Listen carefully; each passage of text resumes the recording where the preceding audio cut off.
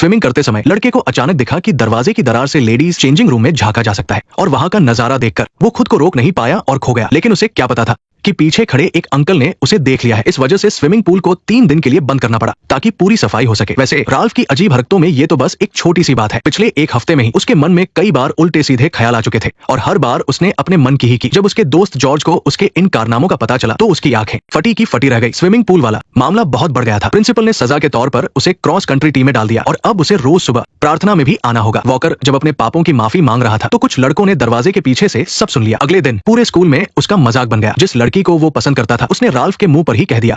Ralph एक पल के लिए सुन्न रह गया, फिर मुड़ा, फूलों का एक गुलदस्ता खरीदा और एक जेंटलमैन की तरह उस लड़की को दे दिया। देखा जाए तो वो कोई बुरा लड़का नहीं है, बस किसी ने कभी उससे प्यार से बात नहीं की। उसके पिता के गुजरने के बाद से उसकी माँ हमेशा अस्पताल में भर्ती रहती थी। जब भी राल्फ अस्पताल जाता तो कमरे में अपनी माँ के पसंदीदा गाने चलाता और हर कोने में परफ्यूम छिड़कता था। अचानक उसकी माँ फिर से कोमा में चली गई। राल्फ बुरी तरह डर गया। उसे लगा कि उसी ने अपनी माँ का दिल दुखाया है। नर्स ने उसे दिलासा देते हुए बस यूं ही कह दिया। नर्स बस ये कहना चाहती थी कि वो ज्यादा उम्मीद ना रखे, लेकिन राल्फ ने सिर्फ एक ही लफ्ज सुना, चमत्कार। उसकी आंखों में अचानक एक चमक आ गई। कभी कभी अनजाने में कही गई बातें किसी की जिंदगी का मकसद बन जाती है। नर्स को अंदाजा भी नहीं था कि उसकी इस बात ने राल्फ के अंदर क्या जगा दिया था। उस दिन क्लास में जब मिस्टर बर्ट ने चमत्कार का जिक्र किया तो राल्फ ने तुरंत अपना हाथ खड़ा कर दिया। राल्फ के बार बार पूछने पर टीचर ने परेशान होकर चमत्कार होने की कुछ झूठी शर्तें बता दी। राल्फ ने अपनी कॉपी निकाली और एक एक लफ्ज लिख लिया। फिर उसने और सवाल पूछने शुरू कर दिए। उसने सिर्फ यही सुना कि ये मुमकिन है। कभी कभी बातों का गलत मतलब निकालना भी एक तरह का टैलेंट होता है। ट्रेनिंग क्लास में मिस्टर बर्ट ने बस यूं ही कुछ कहा और उसी पल राल्फ की आंखों में एक नई चमक आ गई। ये कोई बचपन का जोश नहीं था, ऐसा लग रहा था मानो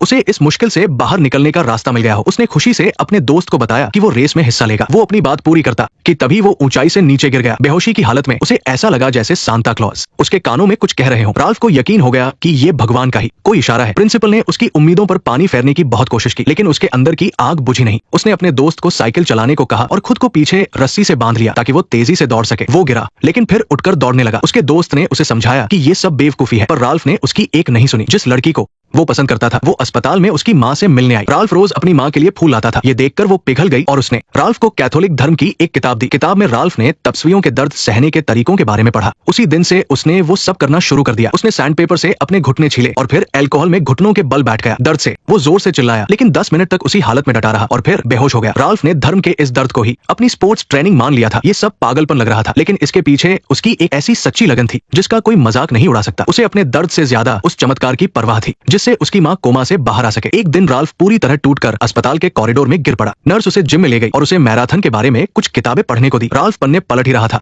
कि वो एकदम से चौंक गया। किताब में लिखा था कि बॉस्टन मैराथन के पुराने चैंपियन कोई और नहीं बल्कि मिस्टर बर्ट थे। वो भागकर स्कूल गया और मिस्टर बर्ट से सवाल किए। बर्ट हकलाने लगे। उनके पास कोई जवाब नहीं था और वो बिना पीछे मुड़े वहां से चले गए। शहर